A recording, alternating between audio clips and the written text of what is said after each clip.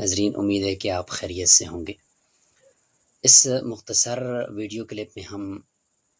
جانیں گے نصف شعبان یعنی 15ویں شعبان کی رات کی فضیلت،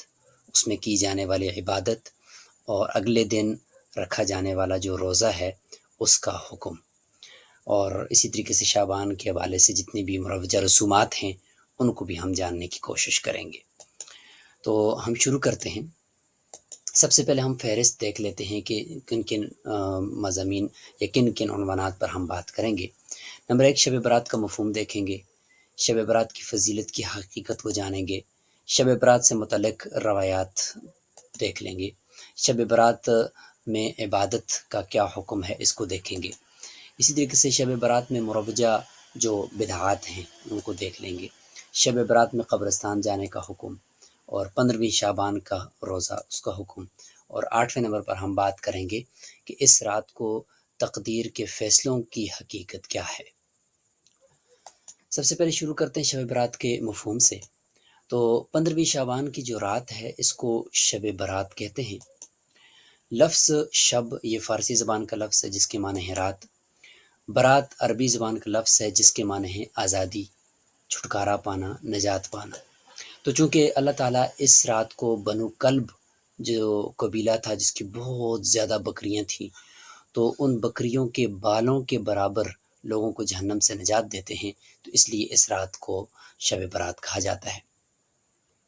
شب برات کا مفہوم ایک اور کتاب غنیت الطالبین سے اگر ہم دیکھیں تو وہ یہ کہ اس رات اللہ تعالیٰ کے نیک بندے آخرت کی رسوائی اور ذلت سے دور کر دیے جاتے ہیں، اور بدبخت لوگ یعنی جو اس رات کو اپنے گناہوں سے توبہ نہیں کرتے اللہ کی رحمتوں اور مغفرتوں سے دور رکھے جاتے ہیں، تو اس وجہ سے بھی اس کو شب برات کہتے ہیں۔ شب برات کی فضیلت کی حقیقت تو اس حوالے سے جان لیں کہ افراط اور تفریط ہوئی ہے، بعض نے بہت زیادہ اس کی فضیلت کو ثابت کر دیا، بعض نے اس کی فضیلت کا ہی انکار کر دیا، تو درمیانی راہ کیا ہے تو اس کو ہم دیکھتے ہیں۔ تو یہ کہنا غلط ہے کہ اس کی کوئی فضیلت ثابت نہیں۔ 10 صحابہ کرام رضوان اللہ تعالیٰ علیہم اجمعین سے اس کی فضیلت ثابت ہے، تو اگرچہ بعض روایات ضعیف ہیں لیکن وہ قابل عمل ہیں، کیونکہ جب 10 صحابہ کرام سے اس رات کی فضیلت ثابت ہو گئی ہے تو اب یہ نہیں کہا جا سکتا کہ وہ جو ضعیف حدیثیں ہیں تو وہ ابھی کہیں ان سے استدلال نہیں کیا جا سکتا، کیونکہ اب ان کے اندر تقویت آ گئی ہے۔ شب برات سے متعلق کچھ روایات کو ہم دیکھ لیتے ہیں۔ ایک روایت حضرت اکرمہ سے ہے، فیہا یفرق کل امر حکیم، جو سورہ دخان کی آیت ہے، اس حوالے سے کہ یہ آیت اسی شب برات کے حوالے سے کہ اس کے اندر ہر ایک تقدیر کا فیصلہ کر دیا جاتا ہے، لیکن اس حوالے سے شیخ عبدالحق محدث دہلوی رحمہ اللہ فرماتے ہیں کہ بہت سارے دوسرے اہل علم نے اس کا انکار کیا ہے، اور انہوں نے فرمایا کہ فیہا یفرق کل امر حکیم، اور لیلۃ مبارکہ سے مراد وہ لیلۃ القدر کی رات ہے، یہ رات نہیں ہے۔ تو پھر کیا کہا جا سکتا ہے، اس میں تطبیق کیا ہے اس قول میں؟ تو تطبیق یہ ہے کہ نصف شعبان کی رات کو گوئے کہ فیصلے ہوتے ہیں، لیکن ان کو باقاعدہ فرشتوں کی طرف جو سونپا جاتا ہے، حوالے کیا جاتا ہے، تو وہ پھر لیلۃ القدر یعنی رمضان کی رات میں کیا جاتا ہے۔ تو بہرحال یہ پھر تطبیق اس میں آ جاتی ہے۔ اگلی روایت حضرت ابو بکر صدیق رضی اللہ عنہ کی ہے کہ اللہ تعالیٰ آسمان دنیا پر نزول فرماتے ہیں اس رات کی نصف میں، اور ہر ایک گناہ گار کی مغفرت فرما دیتے ہیں سوائے مشرک کے اور جس کے دل میں کینہ ہے اس کے، اور اس کے علاوہ باقی روایات میں والدین کا نافرمان، شرابی، اس کی بھی ہے کہ اس کی بھی اس رات کے اندر مغفرت نہیں ہوتی۔ حضرت عائشہ رضی اللہ عنہ کی ایک روایت بھی ہے، وہ فرماتی ہیں کہ رسول اللہ صلی اللہ علیہ وسلم ایک رات وہ حجرے میں نہیں تھے، تو میں نے ان کو تلاش کیا تو دیکھا تو وہ جنت البقیع قبرستان کے اندر ہیں، تو میں پیچھے چلی گئی تو پوچھا تو فرمایا کہ نصف شعبان کی رات کو اللہ تعالیٰ آسمان دنیا پر نزول فرماتے ہیں، اور اس وقت وہ ہر ایک گناہ گار کی مغفرت فرما دیتے ہیں، اور بنو کلب کی بکریوں سے بھی زیادہ ان کے بالوں سے بھی زیادہ اللہ تعالیٰ گناہ گاروں کی مغفرت اور بخشش فرما دیتے ہیں۔ شب برات میں کیا عبادت کی جائے؟ تو اس میں خیر القرون سے عبادت ثابت ہے، یعنی عبادت کرنی چاہیے، صحابہ کرام نے کی ہے، تابعین تبع تابعین نے کی ہے، البتہ کوئی خاص عبادت اس میں ثابت نہیں ہے، یا کسی خاص طریقے سے عبادت کرنا ثابت نہیں کہ اتنے نفل پڑھیں، اس کے اندر یہ صورت پڑھیں، اس صورت میں یہ والی جو ہے آیات پڑھیں، ایسا کچھ بھی نہیں ہے۔ نوافل پڑھیں، ذکر اذکار کریں، تلاوت کریں، وقفے وقفے سے جس عبادت کے اندر دل لگتا جائے وہ عبادت اس رات کو انفرادی طور پر کی جائے، نفلی عبادت۔ اب 4 قسم کے کام اس میں کیے جائیں، کیونکہ جو توبہ نہیں کرے گا تو اس کی مغفرت بھی نہیں ہوگی، تو اس لیے سب سے پہلے رب کی بارگاہ کے اندر اپنے گناہوں کا اعتراف کرنا ہے اس رات میں۔ دوسرے نمبر پر یہ کہ گزشتہ گناہوں پر سخت ندامت اور آہوزاری کرنی ہے، اور تیسرے نمبر پر یہ ہے کہ آئندہ گناہ نہ کرنے کا پختہ عزم اور سچا وعدہ کرنا ہے، اور چوتھے نمبر پر گناہوں کی تلافی کرنی ہے، یعنی جو چھوٹی ہوئی نمازیں ہیں ان کے فرائض کی قضا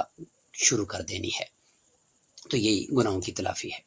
شب برات میں مروجہ جو بدعات ہیں اس میں آتش بازی ہے، یہ اسراف بھی ہے اور بدعت بھی ہے، شریعت میں اس کی کوئی اصل نہیں ہے۔ چراغاں کرنا جگہ جگہ پر، اس کی بھی کوئی اصل نہیں ہے۔ مساجد میں اجتماعات کر کے عبادت کرنا، اس کی بھی کوئی اصل نہیں ہے، انفرادی عبادت کی جائے گی۔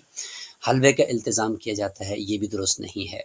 خواتین یا مردوں کا بالالتزام قبرستان میں جانا، یہ بھی درست نہیں ہے۔ قبرستان میں اگر جانے کی بات کی جائے تو جیسے کہ ابھی روایت حضرت عائشہ رضی اللہ عنہا کی گزری، صرف پوری زندگی میں رسول اللہ صلی اللہ علیہ وسلم صرف ایک نصف شعبان کی رات کو گئے تھے، باقی پوری حیات طیبہ میں ایسا نہیں ملتا، تو ہمیں بھی ایک ہی مرتبہ جانا چاہیے۔ ہر نصف شعبان کی رات کو اس کا التزام کرنا یہ بدعت میں آئے گا، جو جائز نہیں ہے، اور جانا بھی ہو ایک مرتبہ تو صرف مردوں نے جانا ہے، عورتوں نے نہیں جانا۔ اب 15ویں شعبان کے روزے کا کیا حکم ہے، تو اس کو ہم دیکھ لیتے ہیں ایک نظر۔ ایک ضعیف روایت ہے، اس سے یہ روزہ ثابت ہے، اور اس سے استحباب ثابت ہو سکتا ہے، یعنی یہ روزہ مستحب ہو سکتا ہے، سنت نہیں ہو سکتا۔ کوئی رکھے تو ٹھیک ہے، نہ رکھے تو اس پہ ملامت نہیں کی جا سکتی۔ حضرت علی بن ابی طالب رضی اللہ عنہ کی روایت طویل ہے، جس میں یہ ہے کہ فقوموا لیلھا وصوموا نہارھا، کہ اس رات کو روزہ رکھو، رات کو قیام کرو اور دن کو روزہ رکھو۔ تو بہرحال یہ ابن ماجہ کی روایت ہے جو کہ ضعیف ہے۔ اس رات کو تقدیر کے فیصلوں کے حوالے سے جو بات کی جاتی ہے، جیسے کہ انا انزلناہ فی لیلۃ مبارکہ فیہا یفرق کل امر حکیم، سورۃ دخان کی جو آیات ہیں، اس حوالے سے علامہ ابن کثیر اور قاضی ابوبکر ابن عربی نے لکھا ہے کہ یہ روایت، یہ آیات جو ہیں یہ لیلۃ القدر جو رمضان میں آتی ہے اس سے متعلق ہیں، یہ جو آیات ہیں یہ شب برات سے متعلق نہیں ہیں۔ البتہ روح المعانی میں ایک بے سند روایت حضرت ابن عباس رضی اللہ عنہ کی مروی ہے، اور اس کو لکھا گیا ہے کہ اس شعبان کی نصف رات کو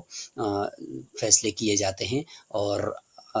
اعمال جو ہے لوگوں کی تقدیریں لکھی جاتی ہیں، اور جو فوت ہوں گے ان کو لکھا جاتا ہے، جو آئندہ سال پیدا ہوں گے ان کو لکھا جاتا ہے۔ تو اس سے پھر اگر اس کی سند ثابت بھی ہو تو تطبیق ممکن ہے کہ نصف شعبان کو لکھے جاتے ہوں گے، اور لیلۃ القدر کی رات کو پھر فرشتوں کے حوالے کیے جاتے ہوں گے۔ تو بہرحال یہ ایک تطبیق ہو سکتی ہے، وہ بھی اس شرط پر کہ اس روایت کی کوئی سند ہو، لیکن اس روایت کی کوئی سند نہیں ہے، تو خلاصہ یہ ہے کہ یہ بات بھی ثابت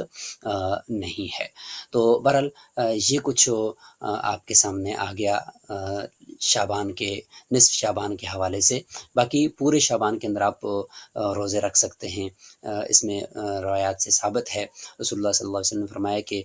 میں چاہتا ہوں کہ چونکہ اس شعبان کے مہینے میں اللہ کے یہاں اعمال پیش ہوتے ہیں، تو میرے اعمال پیش ہوں تو میں روزے سے ہوں، تو روزے رکھنے چاہیے رمضان مبارک کے لیے۔ یہ ایک ریہرسل ہے، ایک مشق بھی ہے اس مہینے کے اندر۔ تو اللہ تعالیٰ ہمارے تمام کاوشوں کو قبول فرمائے، ہمارے اعمال کو قبول فرمائے، رمضان مبارک کی تیاریوں کے اندر بڑھ چڑھ کر ہمیں حصہ لینے کی توفیق نصیب فرمائے۔ آمین ثم آمین۔